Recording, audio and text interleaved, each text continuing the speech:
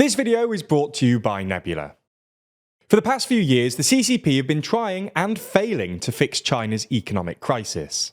Despite pressure from the IMF and others to rebalance the domestic economy, Xi has recently doubled down on China's export-led growth model, with a renewed emphasis on what he describes as, quote, new productive forces.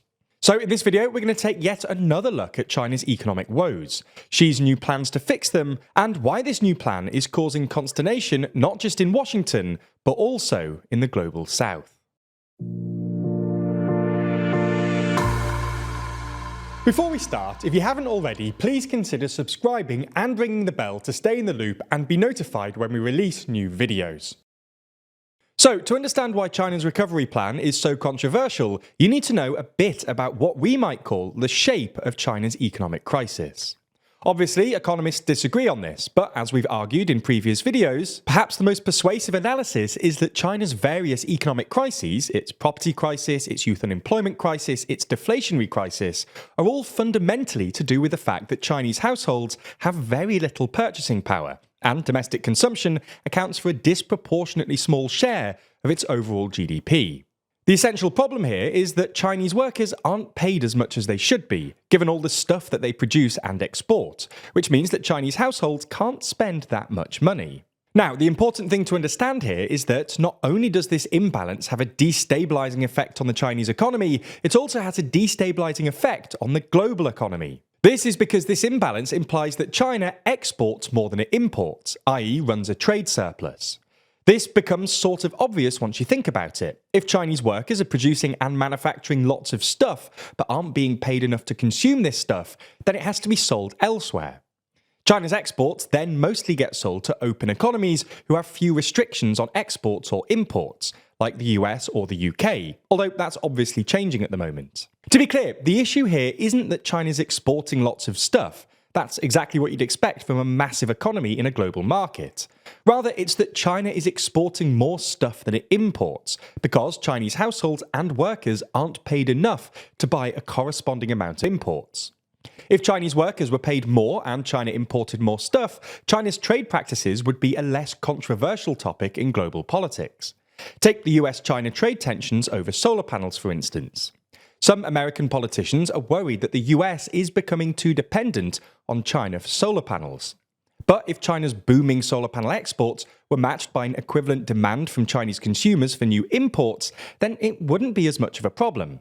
Americans could then just sell something else, like wind turbines, to these newly empowered Chinese consumers, balancing out the overall trade balance and creating a healthy and mutual dependency. However, that's not what's happening. Instead, China is trying to manufacture solar panels, wind turbines, and basically everything else. China's booming exports aren't creating an equivalent amount of demand for new imports, which means that non-Chinese businesses are struggling to find demand, and everyone is becoming dependent on China for nearly everything. Governments across the world have wised up to this and responded with protectionism. So you get the idea. China's domestic economic woes are a consequence of weak consumer demand, which is also the cause of China's controversial trade surplus.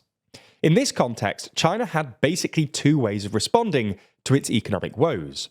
One, it could increase consumer demand, presumably via some sort of stimulus package for households, or by improving China's social safety net, because households spend more if they don't have to save up as insurance against unemployment or illness. This would also reduce China's overall trade surplus and perhaps some of the frictions with its trade partners, and would be the remedy implied by the analysis we've just outlined. Or two, it could revert to the old playbook and double down on heavily subsidized export-led industries like manufacturing. Again, if you buy the analysis we've just outlined, this won't solve the structural problem with China's economy, and will ultimately increase its trade surplus and spark further frictions with its trade partners. Now, not long ago, it looked like China was leaning towards option one. There was some implicit stimulus in the form of interest rate cuts, and local government introduced a host of measures intended to bolster consumer confidence. However, in the past few months, the CCP have overruled local governments and made it clear that they're going for option two, with Xi talking about, quote, new productive forces as his preferred remedy for China's economic woes. Here, Xi is basically saying he wants to eschew consumer stimulus and stick with manufacturing, but with a renewed emphasis on high-tech and strategically significant industries like electric vehicles, semiconductors, and AI. As you'd expect, this policy has sparked some pushback, especially from the US.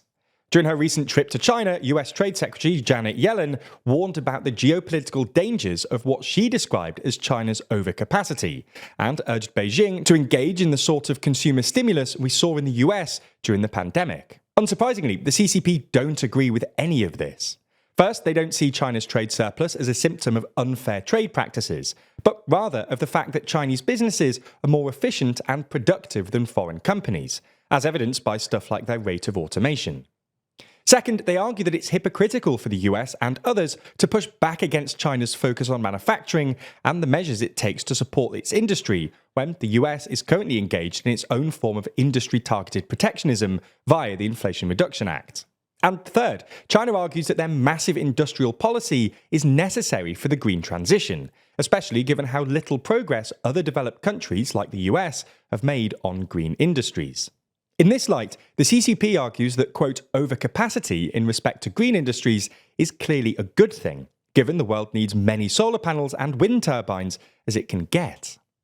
But while this might prompt some irritation in Washington, where policymakers are fretting about the decline of American manufacturing, things aren't that bad for American consumers, who are currently enjoying record purchasing power thanks to the strength of the dollar and will be able to continue buying cheap Chinese manufacturers. Rather, the worst affected countries will be those in the global south, who are now having their exports squeezed by China's enormous surplus, their imports squeezed by the strength of the dollar, and their borrowing capacity squeezed by China's withdrawal from credit markets as its economy slows and many of its BRI loans to the global south go bad. All in all, while there's both a security and an environmental rationale to Xi's new productive forces strategy, it's not going to go down well with the rest of the world.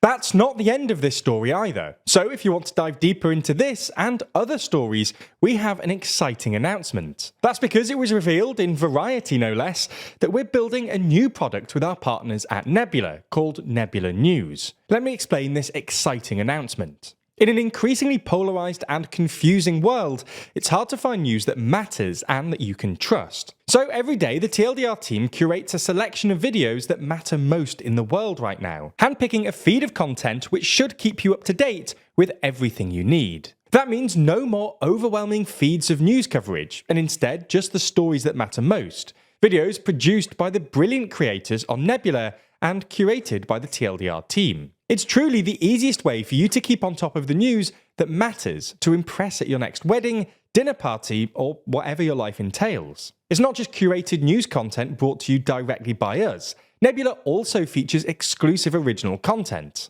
That's things like Real Life Law's brand new series War Room, which every month runs you through a whole load of ongoing conflicts, keeping you in the loop. You can also watch every TLDR video on Nebula ad-free, and in many instances before they land on YouTube. Now, if you're already subscribed to Nebula, you can find the brand new Nebula News section at nebula.tv/news. And be sure to bookmark or save that link so you can use it as your TLDR-ified news homepage. If you're not a member already, then click the link in the description to sign up now. If you do, you'll get 40% off an annual plan by using our link. That's less than £2 a month. Plus, Nebula will know that you came from us, which really helps us out. Thanks for your support, especially when we're doing something so big and new, and we hope you love Nebula News.